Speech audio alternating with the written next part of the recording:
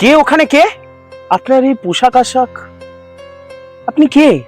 তোমার কি মনে হয় আমি হলাম সেই ক্ষুদিরাম বসু যে হাসতে হাসতে ফাঁসির মঞ্চে উঠেছিলাম শুধু এই ভারতবর্ষের স্বাধীনতার স্বপ্ন দেখে? আপনারা সফল হয়েছেন, দেখুন আজ ভারতবর্ষ স্বাধীন।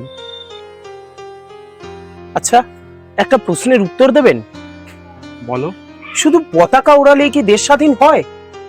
কেন? আজ তো তোমরা স্বাধীন, নিজেরাই দেশের শাসক, নিজের পতাকা, নিজের সংবিধান, নিজের পরিচয় নিয়েই তো বেঁচে আছো।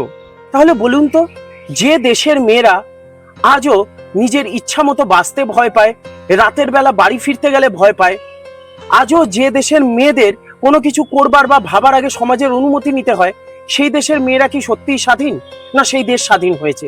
তবে সব নারী তো নিশ্চয়ই একই অবস্থায় নেই। তাদের মধ্যে কেউ আজ নামকরা বিজ্ঞানী, কেউ উকিল, বা কেউ চিকিৎসক। হ্যাঁ, এটা ঠিক বলেছেন। তবুও কি জানেন তো, আজও আমাদের এই দেশে লোকচক্ষুর আড়ালে অনেক অপরাধ রয়ে গেছে। তাহলে বলছো আজও স্বাধীনতা লড়াই শেষ হয়নি, শুধু শত্রুর রূপ বদলেছে? হ্যাঁ, ঠিক তাই। আগে শৃঙ্খল ছিল বিদেশিদের হাতে, আর আজ অনেক নতুন নতুন শৃঙ্খল তৈরি হয়েছে সমাজের ভয়, বৈষম্য, অরাজকতা আর নীরবতার ভেতরে। তাহলে মাস্টারদা সূর্য সেন, প্রীতিলতা ওয়াদ্দেদার, মাতঙ্গিনী হাজরা, ভগৎ সিং, নেতাজি সুভাষচন্দ্র বোস, এত শহীদের আত্মত্যাগ কি শুধু বৃথাই চলে গেল? না, তাদের স্বপ্ন ছিল এমন এক ভারতবর্ষ যেখানে মানুষের সম্মান হবে মানুষের পরিচয়, যেখানে নারী পুরুষ কাঁধে কাঁধ মিলিয়ে দেশ গড়বে আপন মেজাজে। কোনো নিয়মের বেড়াজাল তাদের আটকে রাখতে পারবে না। কিন্তু এই দেশের মানুষ যে আজ প্রতিবাদ করতেও ভয় পায়। যে জাতি অন্যায় দেখে চুপ থাকে সে জাতি নিজেকে স্বাধীন মনে করতে পারে, কিন্তু স্বাধীন হতে পারে না। হ্যাঁ, 2026 সালে আমরা প্রযুক্তিতে এগিয়েছি, আমরা চাঁদে পৌঁছেছি, আজকে সমস্ত পৃথিবী আমাদের দেশকে সম্মান করে। তবুও কেন জানি না মনে হয় আজও আমরা উন্নতির শিখর থেকে কয়েক যোজন দূরে দাঁড়িয়ে রয়েছি। চাঁদে পৌঁছানো বড় কথা, কিন্তু মানুষের হৃদয়ে পৌঁছানো আরো বড় কথা। উন্নয়ন শুধু রাস্তা, সেতু আর প্রযুক্তিতেই নয়, উন্নয়ন তখনই যখন একজন ভারতবাসী নিজের স্বপ্নকে নির্ভয়ে বলতে পারে, যখন মানুষের পরিচয় হয় তার চরিত্রে, লিঙ্গে নয়। তাহলে বলুন তো, আজকে এই অবস্থায় দাঁড়িয়ে আমাদের কি করণীয়? নিজের দেশকে ভালোবাসা মানে অন্যায়ের বিরুদ্ধে দাঁড়ানো, নারীর সম্মান রক্ষা করা। আমি আর জন্ম নিতে চাই না। আমি চাই এদেশের প্রতিটি তরুণ একজন ক্ষুদিরাম, নেতাজি বা ভগৎ সিং হয়ে উঠুক, যাকে দেখে মনে হবে ভারতবর্ষ আজও বীরের জন্ম দিতে ভুলে যায়নি।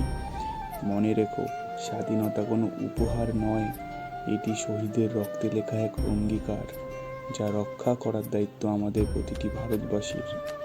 যেদিন এদেশের প্রতিটি নাগরিক নিরাপদে সম্মানের সাথে নিজের স্বপ্ন নিয়ে মাথা উঁচু করে হাঁটতে পারবে, সেদিন আমি আবার হাসব। সেদিন বলবো, হ্যাঁ, এবার আমার ভারতবর্ষ সত্যিই স্বাধীন। হ্যালো গাইস, সবাইকে স্বাধীনতা দিবসের অনেক অনেক শুভেচ্ছা। কালকে 15ই আগস্ট, আমরা এই 15ই আগস্টের উপলক্ষে ছোট্ট একটা শর্ট ভিডিও বানিয়েছি। তোমাদের ভিডিওটা কেমন লাগলো অবশ্যই কমেন্ট করে জানিও। ভিডিওটা ভালো লাগলে অবশ্যই লাইক করে দিও, চ্যানেলটা সাবস্ক্রাইব করে দাও, ভিডিওটা খুব খুব শেয়ার করে দাও বন্ধুদের কাছে, যাতে সবাই যাতে দেখতে পায়। আর কোন পার্টটা তোমাদের সব থেকে বেশি ভালো লেগেছে সেটা কমেন্ট করে অবশ্যই জানিও। আমাকে আগামী দিনে আমরা আরো, যদি তোমাদের ভালোবাসা পাই বা রেসপন্স পাই এই ভিডিওটা থেকে, আমরা আরো কিছু নতুন বানাবো, আমরা ভেবে রেখেছি। বল তুই। ভাই যেটা বললোই সেটাই, প্রথম কাজ আমাদের অনেক ভুল ভ্রান্তি হয়তো আছে, সেটাতে মার্জনা করো, ক্ষমা প্রার্থী সেটার ওপর আমরা।